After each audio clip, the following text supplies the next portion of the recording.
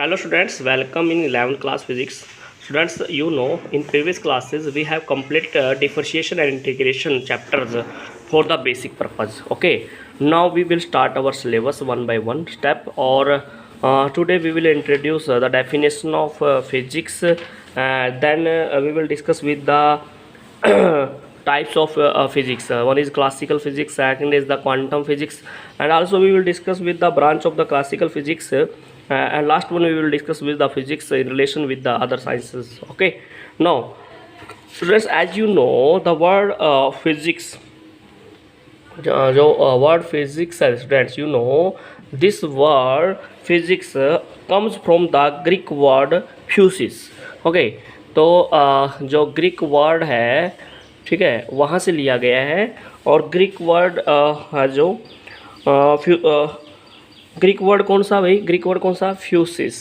Okay, और इसका मतलब क्या है, इट्स फ्यूसिस का मीनिंग क्या है भाई, नेचर. क्या मतलब है इसका भाई, नेचर. ओके, तो you can simply say that branch of science which is branch of science in which we study about the nature and natural phenomena, that is called physics. तो हम फिजिक्स की definition लिख भी सकते हैं. किसकी study करेंगे इसमें, नेचर की बात करेंगे और नेचुरल फिनोमिना की बात करेंगे. ठीक है जी, नेचुरल फिनोमिना, ठीक है, जितने भी हैं. और क्वेश्चन इज दैट कौन कौन से नेचुरल फिनोमिना हैं.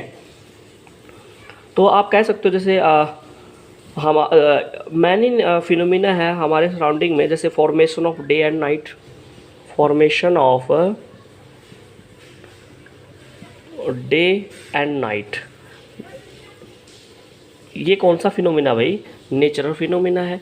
Formation of day and night is the natural phenomena. Similarly आप ये कह सकते हो seasons of the year, winds, Sands, water, rainbow.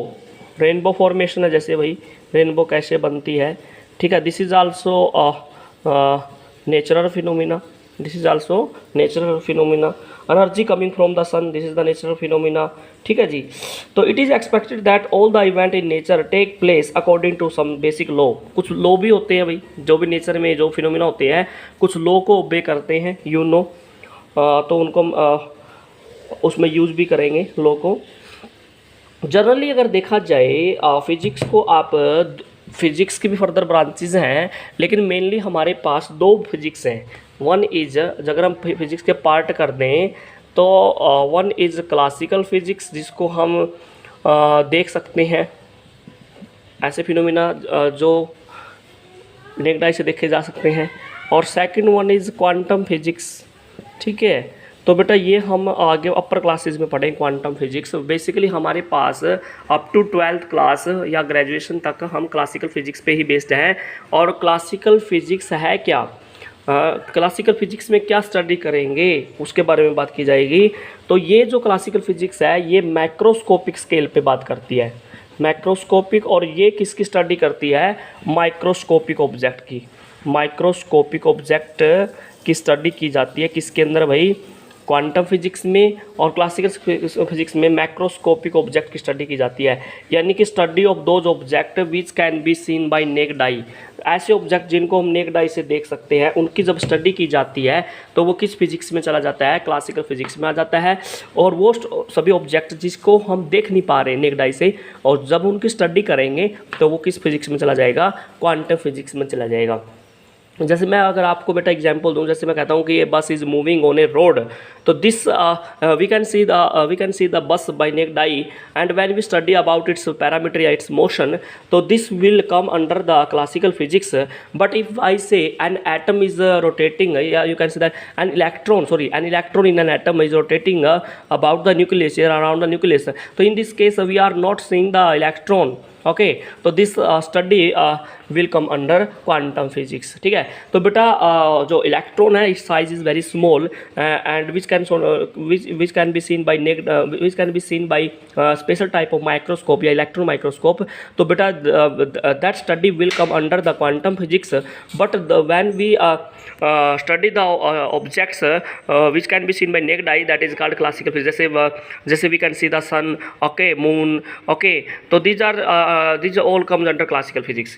तो तो अब बात करते हैं कि क्योंकि हमने अप टू 12th या ग्रेजुएशन तक हमने क्लासिकल फिजिक्स को ही पढ़ना है, तो क्लासिकल फिजिक्स के फर्दर ब्रांचेज हैं। तो क्लासिकल फिजिक्स के क्या है, फर्दर ब्रांचेज हैं, तो ब्रांचेज के बारे में बात कर लेते हैं। तो ब्रांचेज ऑफ क्लासिकल फिजिक्स या टाइप्स ऑफ क्लासिकल फिजिक्स जो भी है, ब्रांचेज ऑफ क्लासिकल फिजिक्स। तो क्लासिकल फिजिक्स की फर्दर बहुत सारी ब्रांचेज है बेटा। तो जैसे फर्स्ट ब्रांच की बात करूँ, सबसे पहले है मैकेनिक्स। ठीक है जी, मैकेनिक्स। मैकेनिक्स का मतलब ही क्या है, मोशन। मैकेनिक्स का मतलब ही क्या है भाई, मोशन। तो हम क्या स्टडी करने वाले हैं इस फिजिक्स की ब्रांच में, it deals with the theory of motion of the material object at low speed. ठीक है जी, मोशन की बात करेंगे, या फिर आप कहोगे motion of material object, motion of material object at low speed, at low speed. तो जब अब बॉडी की मोशन की स्टडी की जाती है तो उस फिजिक्स की ब्रांच को क्या कहा जाता है भाई, मैकेनिक्स कहा जाता है। नंबर 2 है जैसे थर्मोडायनेमिक्स है। Thermodynamics as you know when you say thermo means heat या टेम्परेचर। तो जब हम हीट और टेम्परेचर की स्टडी करेंगे, बिहेवियर की बात करेंगे, उनके हीट और टेम्परेचर के आपस में क्या रिलेशन है, वो सारी बातें जब स्टडी करेंगे तो वो किस ब्रांच में चला जाएगा, तो फिजिक्स की थर्मोडायनेमिक्स ब्रांच में चला जाएगा। तो study of heat and temperature, ठीक है, एंड देयर रिलेशन, तो बेटा that is come under thermodynamics. Now next one is electromagnetism. Next is electromagnet. वैसे बहुत सारी ब्रांचेज है वही क्लासिकल मैकेनिक्स की, बट हम थोड़ा बेसिक पढ़ रहे हैं।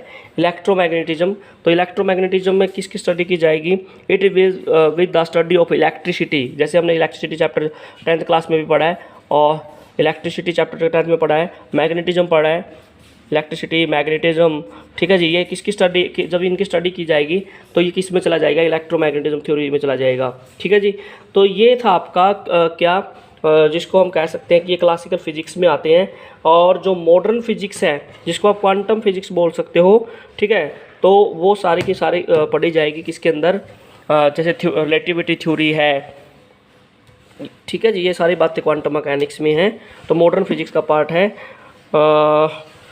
तो this is the branches of classical mechanics. बेटा in next video we will discuss with you the relation of physics with other branch of sciences. लेकिन उससे पहले मैंने एक क्वेश्चन आपको होमवर्क के लिए दिया था, what is the basic difference between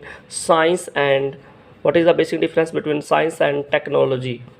तो मैंने आपको ये बोला भी था साइंस और टेक्नोलॉजी का में क्या डिफरेंस है। तो बेटा बेसिकली क्या है कि जब हम क्या करते हैं, साइंस तो आपको पता है, it is a systematic knowledge which we gain from experiment observation, that is science. Science को मैंने डिफाइन भी किया था, दिस आपको बिल्कुल सिंपली डेफिनेशन भी मैंने दी थी।